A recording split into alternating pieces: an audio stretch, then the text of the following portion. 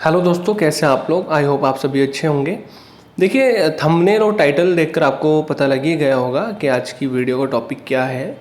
आज की वीडियो का टॉपिक एक टैबलेट है, उसका नाम है स्पिमेंट टैबलेट। उसको हम किस लिए यूज़ करते हैं या फिर कैसे यूज़ करते हैं या उसकी डोज क्या होती है, उसके बारे में हम बात करेंगे। लेकिन उससे पहले हम एक रिपोर्ट जान लेते हैं जो कि सीमन एनालिसिस की रिपोर्ट है, यानी सीमन को एग्ज़ामिनेट किया जाता है। तो उसमें दो तरीके से हम देखते हैं। सबसे पहले है फिज़िकल एग्ज़ामिनेशन और दूसरा है माइक्रोस्कोपिक एग्ज़ामिनेशन।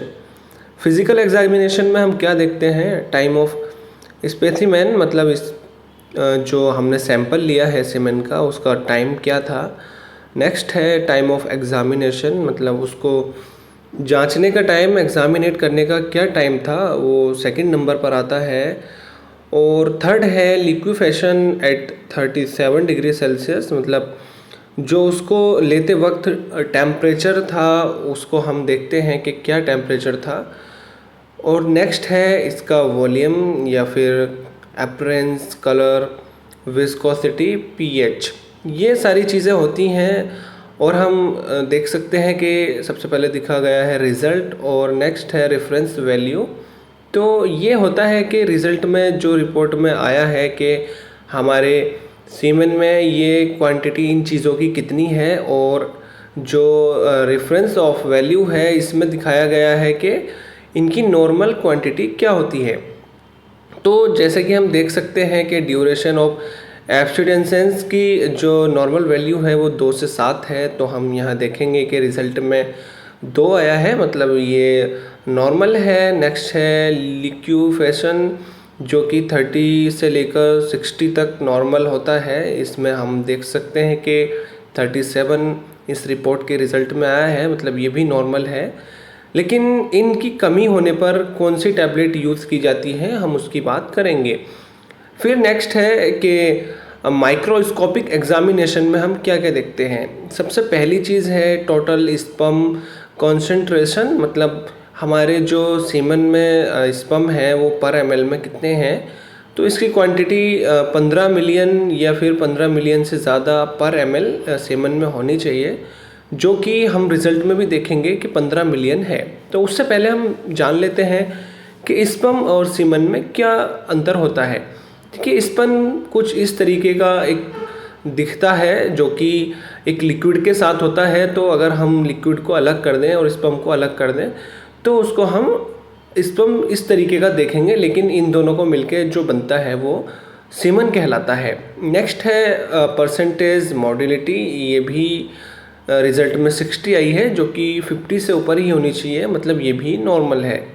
यहाँ पे हम देखते हैं कि पस सेल्स, रेड ब्लड सेल्स और एपिथेलियल सेल्स, मतलब हमारे सीमेन में कोई पस सेल्स यानी WBC तो नहीं जा रही हैं, या फिर रेड ब्लड सेल्स यानी खून की मात्रा तो नहीं है, रेड ब्लड सेल्स तो नहीं हैं। तो इन चीज़ों को हम सीमन एनालिसिस की रिपोर्ट में देखते हैं। अगर सीमन एनालिसिस की रिपोर्ट में टोटल स्पर्म की जो है क्वांटिटी कम होती है तो उसके लिए हम टैबलेट जो यूज़ करते हैं उसका नाम अभी हम देखेंगे और उसकी डोज के बारे में भी बात करेंगे।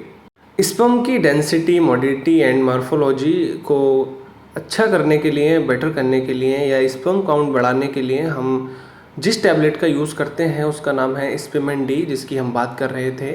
तो इसमें हम देखेंगे कि इसको लेने से पहले हमारी जो रिपोर्ट कराई गई थी वो किस तरीके की थी और इसको लेने के बाद में रिपोर्ट में कितने चेंजेस आ जाते हैं। तो सबसे पहले हम देखेंगे कि स्पर्म की डेंसिटी यानी जो पर ml में कितने स्पर्म काउंट हैं उसको हम देखेंगे। तो जो लिखा हुआ है कि प्री ट्रीटमेंट, इसमें हम देख सकते हैं कि 14.38 प्लस माइनस 0.42 तक है, और जो इसको लेने के बाद हम इसकी क्वांटिटी देखेंगे वो 62.86 प्लस माइनस 1 to 6। नेक्स्ट है इसकी मोडिलिटी। मोडिलिटी में भी हम काफ़ी चेंजेस देख सकते हैं। जो प्री ट्रीटमेंट यानी ट्रीटमेंट से पहले की रिपोर्ट थी वो 37.73% था, और इसको लेने के बाद 46.62% हो गया।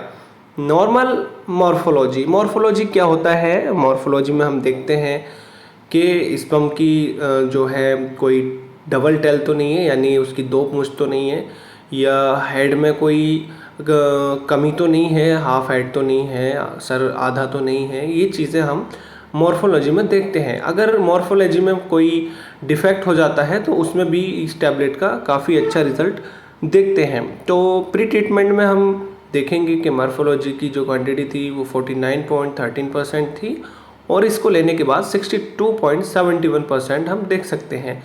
ये जो पीरियड है, इसका जो रिज़ल्ट आया है, इसके कोर्स को 3 महीने तक चलाया जाता है, जिसके बाद रिपोर्ट में काफ़ी अच्छे चेंजेस आते हैं और इसका काफ़ी अच्छा रिज़ल्ट देखा जाता है। जैसे कि हम अभी तक बात कर रहे थे कि स्पीमेंट टैबलेट को लेने का तरीका क्या है या उसकी डोज क्या रहेगी, तो इसको क्यों यूज़ करते हैं। मेनली इसको ओली जो स्पर्म या लो स्पर्म काउंट के लिए यूज़ किया जाता है, उसको ठीक करने के लिए यूज़ किया जाता है। मतलब इसको लेने के बाद जो स्पर्म की क्वांटिटी में कुछ कमी आ गई थी, उसको ये कंप्लीट कर देता है। तो इसकी जो डोज़ है वो उसको 2 टैबलेट बीडी यानी खाना खाने से पहले या खाना खाने के बाद सुबह और शाम 2-2 टैबलेट्स लेनी होती है, जिसको हम दूध से भी ले सकते हैं या फिर पानी से भी ले सकते हैं।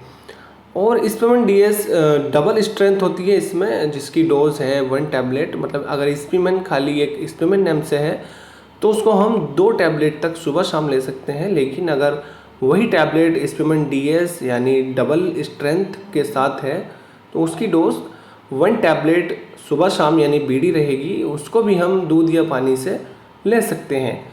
लेकिन कोई भी टैबलेट हो तो अपनी डॉक्टर की परमिशन और डॉक्टर की कंसल्ट के बिना कभी भी यूज़ नहीं करें, क्योंकि हर किसी की बॉडी की बीमारी परेशानियां डिफरेंट होती हैं, तो उसके लिए दवाई और उसकी डोज भी अलग रखी जाती है। तो खुद से कोई भी वीडियो देखकर दवाई नहीं लें, क्योंकि वीडियो सिर्फ नॉलेज के लिए बनाई जाती हैं। स्टडी के अकॉर्डिंग इसको 3 महीने तक यूज़ कराया जाता है, लेकिन हर किसी की रिपोर्ट्स अलग होती हैं, किस में कितनी कमी है कितनी ज़्यादा है, उसका जो फैसला होता है रिपोर्ट देखने के बाद ही होता है। और उसके बाद ही डिसाइड किया जाता है कि कौन सी टैबलेट उसके लिए बेटर है या क्या डोज रहेगी या उसको कैसे लेनी चाहिए। तो खुद से कोई भी गोली, टैबलेट, मेडिसिन, दवाई यूज़ नहीं करें। सबसे पहले अपने डॉक्टर से कंसल्ट करें, क्योंकि एक छोटी सी गोली भी जानलेवा हो सकती है। तो ये वीडियोस खाली नॉलेज के लिए होती हैं। तो अगर आपको किसी भी टैबलेट को लेना है या किसी दवाई को लेना है तो सबसे पहले अपने डॉक्टर से कंसल्ट करें, तभी कोई फैसला लें। तो आज की वीडियो यहीं तक थी। मिलते हैं नेक्स्ट वीडियो में बहुत जल्द। Sorry for all mistakes. अगर वीडियो पसंद आई हो तो वीडियो को लाइक करें और ऐसे ही वीडियोस के लिए चैनल को सब्सक्राइब करें। Thank you, thanks for watching.